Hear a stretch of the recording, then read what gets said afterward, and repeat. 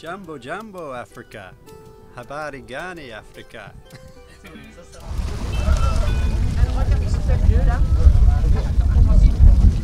Karibu nyumbani upate vionjo vya utamaduni wetu.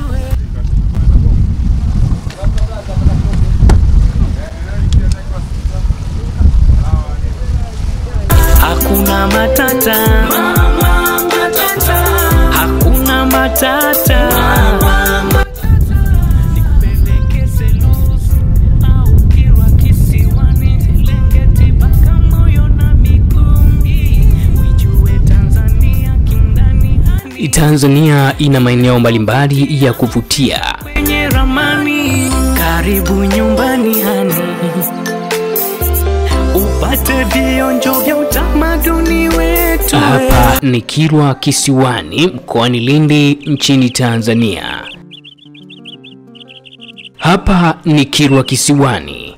Eneo hili liko chini ya usimamizi wa UNESCO. Eneo hili ni maarufu kwa magofu yake makubwa ya kiakiolojia ya bandari kuu ya biashara ya Kiswahili ya zama za kati.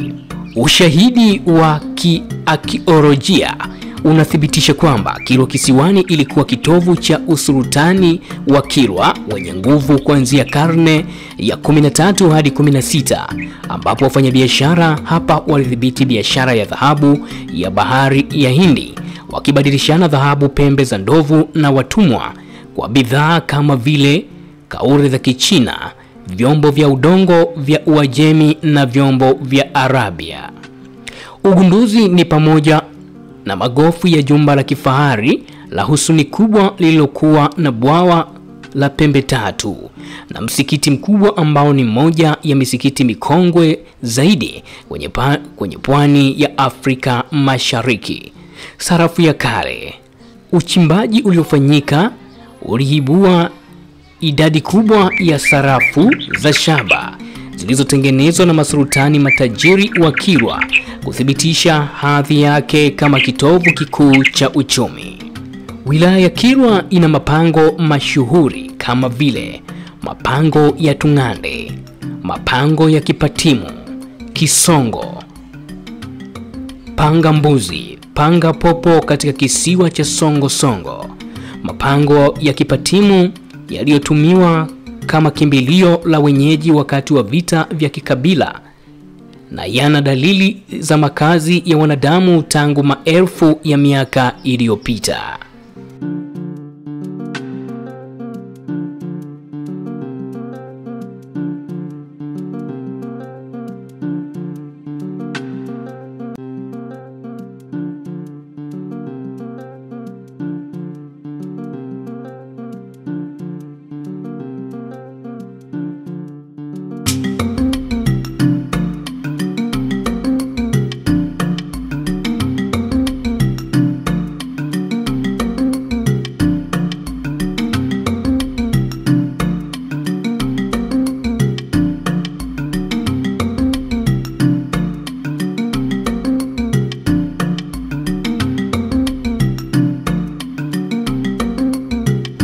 Tukiwa bado tunaangazia kisiwa hiki cha kipekee Kilwa Kisiwani, watalii kutoka mataifa mbalimbali upendelea kufika katika kisiwa hiki kujionea uzuri wa mandhari ya fukwe za bahari, lakini huku wakifurahishwa na miundombinu iliyoendelea kuboreshwa na Mamlaka ya Usimamizi wa Wanyamapori Tanzania TAWA, ambapo kwa sasa katika kisiwa hiki kuna boti za aina mbalimbali, boti ndogo, boti kubwa zenye uwezo wa kukuonesha viumbe walioko chini ya bahari.